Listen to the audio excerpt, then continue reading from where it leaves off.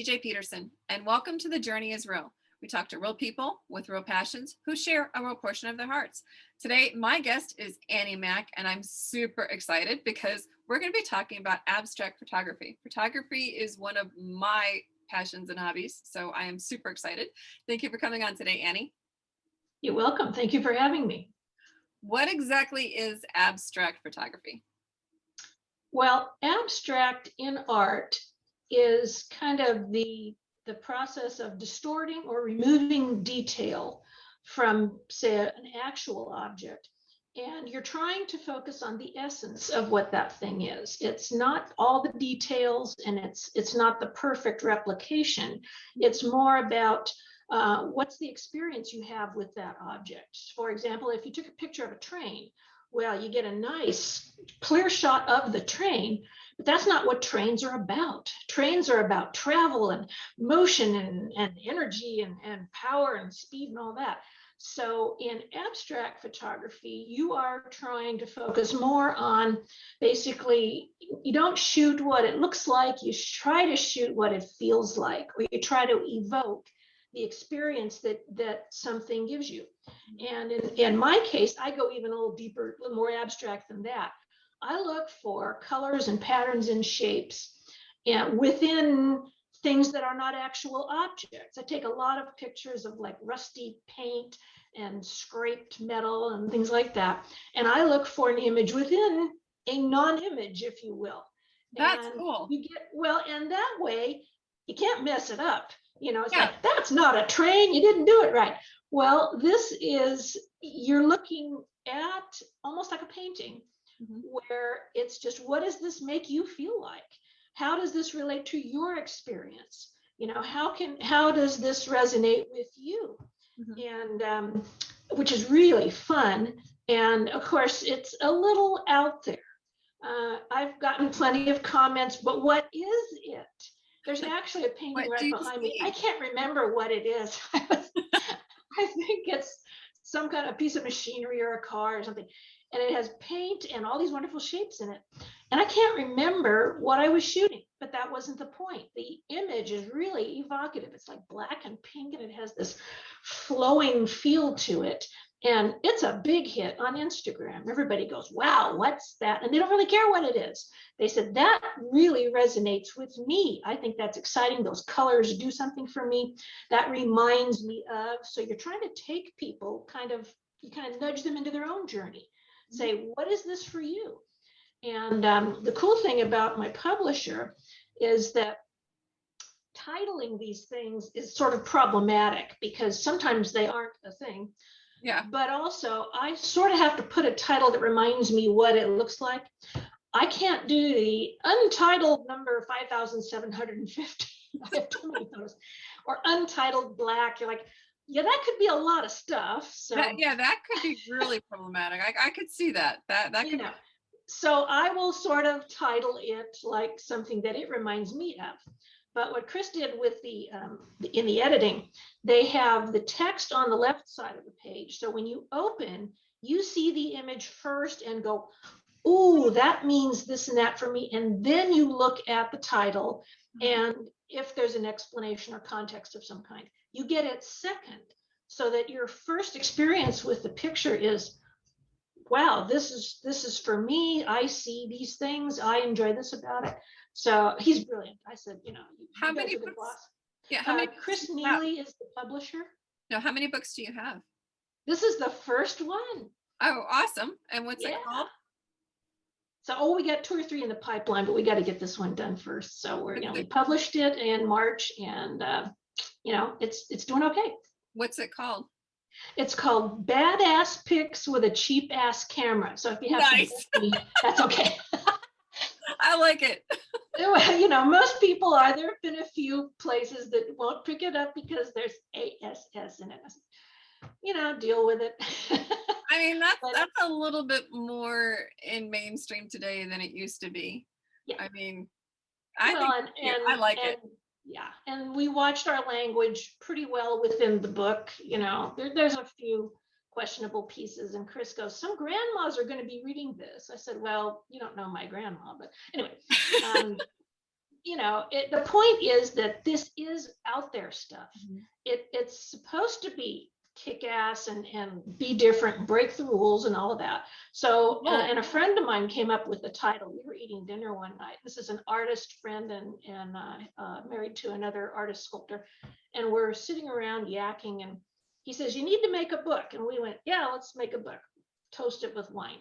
And after several glasses of wine, Mike goes, "I've got the title." And we all go, "What's the title, Mike?" And he says, "Badass pics with a cheap ass camera." And we laughed and laughed and toasted it.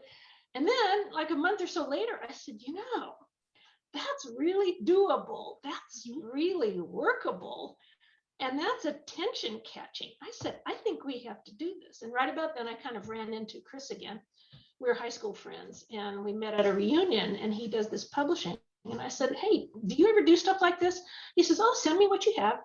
And he was being polite because they do not publish photo books until this one.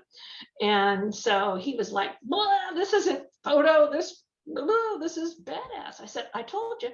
So it's been great fun. And the response to it, classic photographers are kind of, "What's this?" And I'm like, "I know, I get this all the time, but a couple of my friends are professional, internationally known photographers, and they're doing the gorgeous, technical aspects, or they take people to Antarctica and Hawaii and in Europe, and they photograph the Eiffel Tower and pyramids and farmhouses and harbors and all that great stuff. And the technical expertise is they're teaching people how to shoot the camera. Well, in my book, I said, I'm not going to teach you how to use your camera. Download the manual and figure it out. This is not a how-to. This is a why.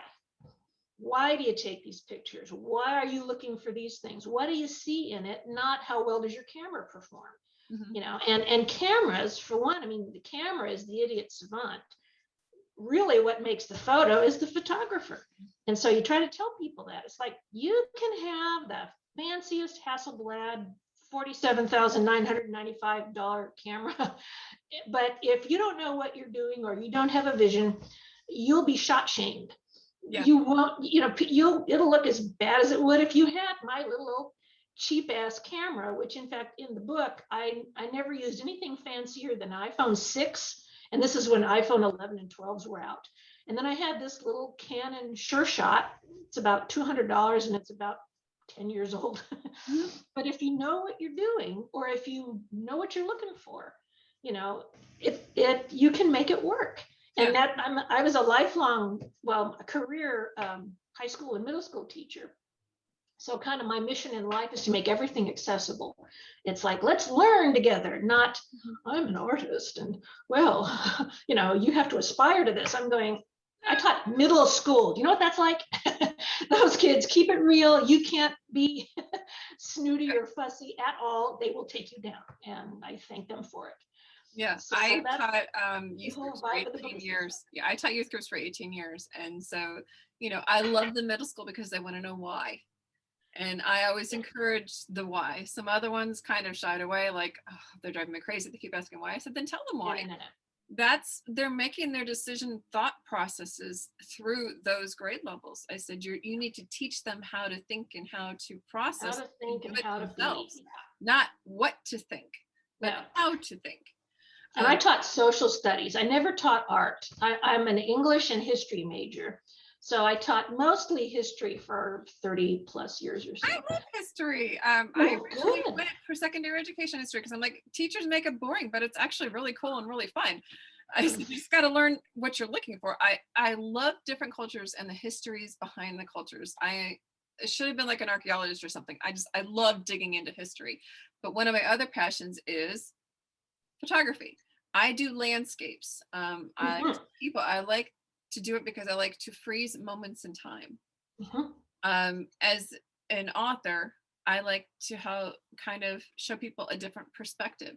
That's kind of the same thing when looking at, somebody who lives by the beach every day. They may not notice the seagull flying in front of the sun setting of this beautiful, stunning red and orange sunset, or I'm not normally a morning person, but, when I'm by the ocean, I can't help but get up in the morning and take some really pretty sunrises.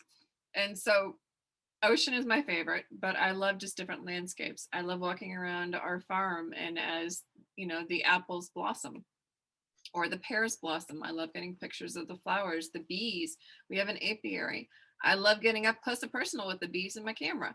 And so it's like when you can show somebody just regular everyday things and a different perspective, it just it's unique. Because not, I mean, for most people bees are annoying, but when you get, you know, really up close with those cute little ladies, you know, you realize just how adorable they are. I'm allergic to them, so I should be hating them, but I don't. I No, love but them. we need bees to We live. do. We won't be here without them.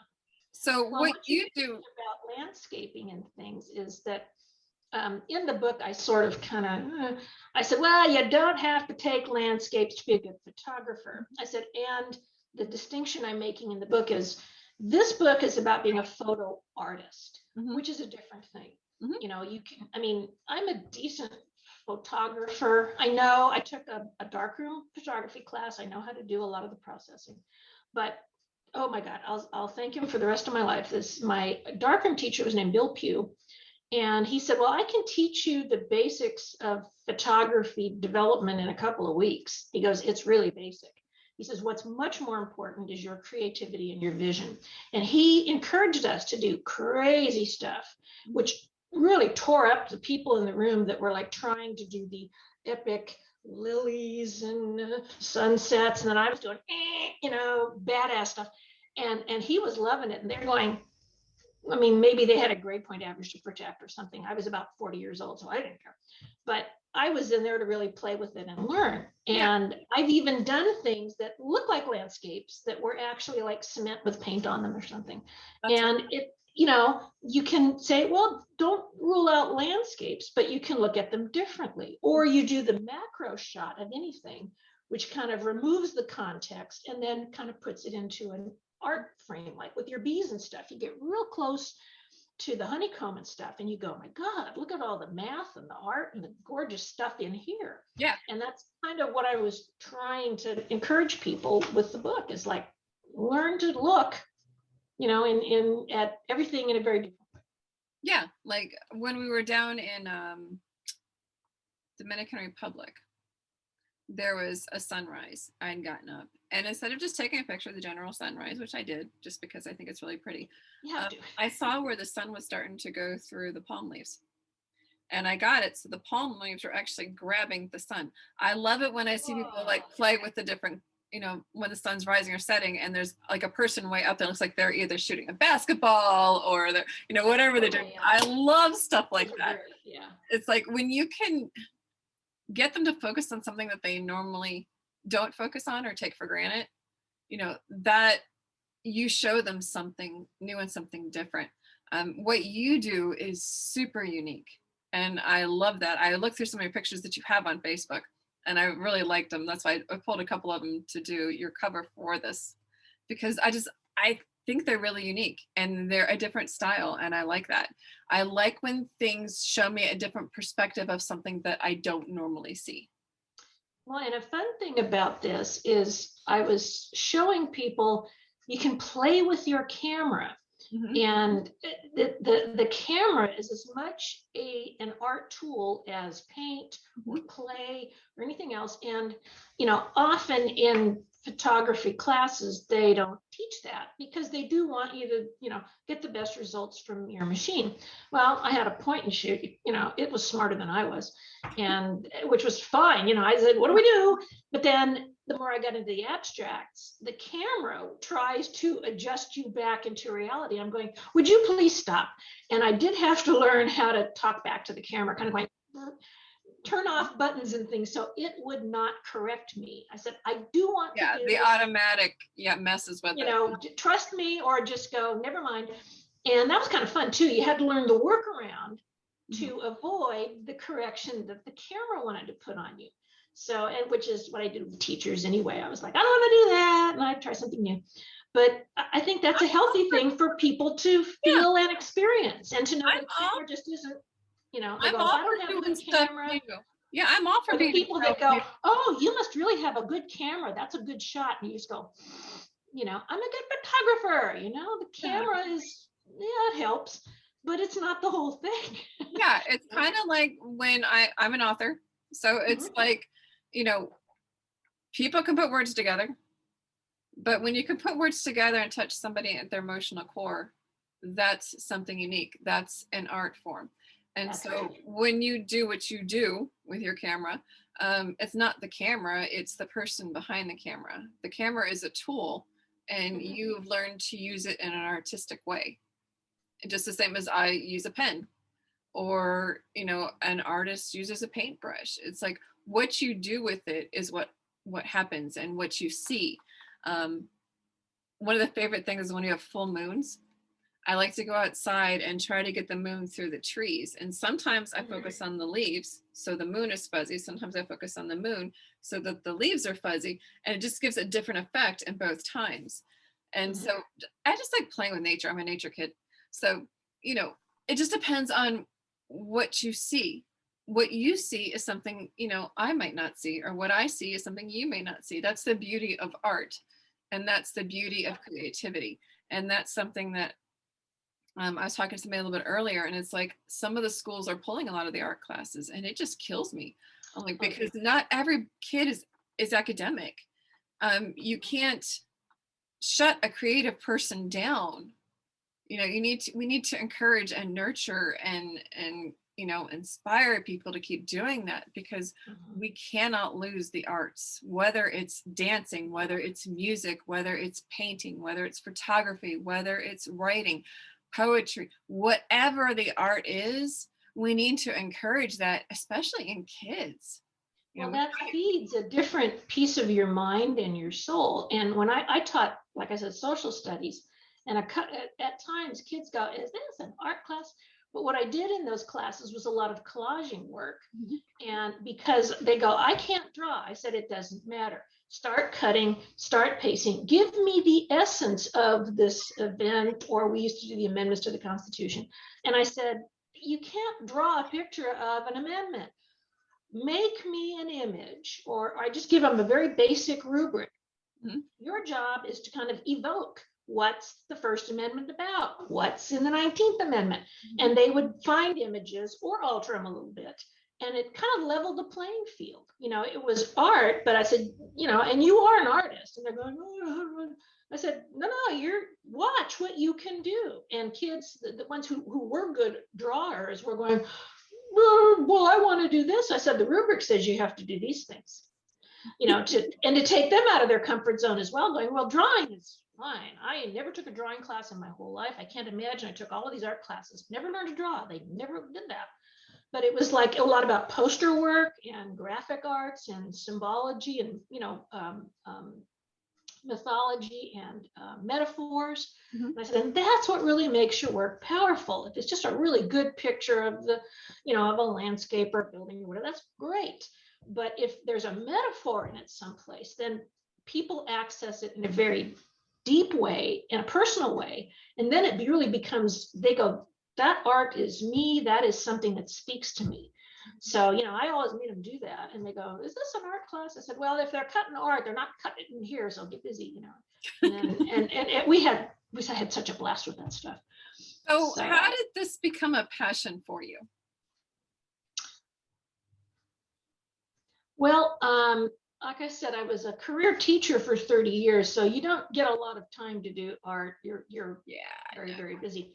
Um, but I always carried a camera around, and for 4 years, in the middle of all that teaching, I was the union president of the chapter president of my school district. So I was in the car all the time, Mhm. going from meetings to meetings to meetings, and listening to people complain and whatnot. So I'd have time where you have to sit and wait in the parking lot because the meeting hasn't started, but you can't leave and get back in time. So I started kind of fooling more with the camera then to keep myself sane, because union work, oh boy, it's fun, it's really interesting, but Yeah. people get very heated and all that. So I needed like a balance that wasn't talking and words. This was visual images, something you can do with your hands. So that's when I kind of, and about 20 years ago, I finally got my first seriously good camera. I was a Canon film camera. I can't even remember the make of it. but big old $500 thing and a zoom lens that could look all the way to Idaho. It's great. Yeah, mine is 27 zoom. So it was a 2200. It was great, man. You could do all kinds of stuff. And while I was doing a lot of that, I remember one of the first real abstracts I did was with those glass blocks. It's a brick like made out of glass, and they have them in the dentist office and in bathrooms so that you can get light in, but people can't see what's going on in there, which is fine. So you shoot through those, and the light and the colors on the other side, you can't tell what they are, but they're being reflected in the glass. And I found images in that. I have one really good one that looks like a girl wearing this ball gown that just goes all the way down the hallway. Huh. And it was just a blurb of red. And I looked at that and played with it a little bit. Really, with these things, I don't Photoshop very much. You do the basic kind of cleanup, dust and things, and you crop a little. But what I really like is doing the raw thing. I don't want it to be a Photoshopped thing. It's like, this is real life and real art, So I did the glass blocks were a big thing that I did. And then one time I was walking through some hardware store, and they had these big sheets of galvanized metal, which is that stuff that has like the flaky silvery stuff in it. And I just shot those, and everybody's, hurry up, let's go. And then you get home and you saw where the flash had kind of created this bright image on one side and then other stuff. And when you run the color in your Photoshop, you have this thing called hue and saturation or vibrance. Well, you can pull that and it'll get a little more vivid. And what I found out was, if you are shooting in natural light, the whole spectrum of color can eventually come up. Nice. If it's on a reflected, and I was like, look at all the colors in here. So that kind of moved me into, I think, really finding the abstract things. And I did there's one photo that's in the book, and it's called Home in Snow. And I got a piece of galvanized metal, and I just stood things up across from it and reflected them onto the metal. It's not a real thing ever, but it looks like a home with the window with the light and the warm, and the galvanized metal looks like snow falling. Wow. And so it never was a real thing. This is like a double level abstract. It was just shapes and things, but I said, I think it could look like, or could remind us of, let's get home to the warmth. Oh, the light in the window, in the middle of dark winter. So, that it was just, you play around and discover stuff and you run with it. So maybe just the essence of abstract captured me. I don't know that I did much to do with it. Passion captured you instead of you capturing it. I think so. You go, look, and then you want to just do more and more of it. So yeah. So really where can people find you online? Okay, my my website is Annie Mack, ANNIEMACK.zenfolio, ZENFOLIO.com. I am on Facebook as Annie Mack Photographer. Go look for that one. I'm on Instagram as ANNEEMACK on Instagram. And those are the three big places where you can find my stuff. That should really, and then I'm in local galleries, but not everybody lives in California, so this is true. Go online. You'll find plenty of good stuff. So we have just a few minutes left. Is there anything you'd like to add? I'm really grateful for the opportunity to be on the show, and I'm really grateful to my publishers for taking a chance on this. Chris is really into publisher myself. I can I understand the journey and trepidation on his have, but we're always looking for unique stuff too. So I love that you took the Well, chance. they're Cresting Wave Publications, and he has a real Zen approach to life. He's very much into that. And that's what he said he saw in the art. He goes, this is a Zen sort of thing. This is kind of a pathway on everybody's journey, and everybody should look at this stuff. And I was like, yeah, good. I meant to do that, you know. And, Sure, and then yeah, that's the what more you you see it, you go, oh, yeah. So awesome. Well, thank you so much for coming and talking about photography with me. Like I said, I've been waiting a long time for somebody to come, so I was very excited when you came. I'm like, yay! Okay. So thank you for coming and sharing your heart and sharing about abstract photography with us today. For those who'd like to know more about Annie Mack, you can find her, if I can spell this correctly, ANNIemack.ZENFOLIO.com. Yes. Did I get it right? Yes, you did. It'll be traveling with the podcast, so you can find it on there as well. Annie, thank you again for coming on. Really appreciate it. And appreciate Thank you so much for having me. It was a lot of fun. Well, thank you. And thank you guys for listening to The Journey is Real. We talk to real people with real passions who share a real portion of their hearts. I'm CJ Peterson of cjpetersonwrites.com. Until next time.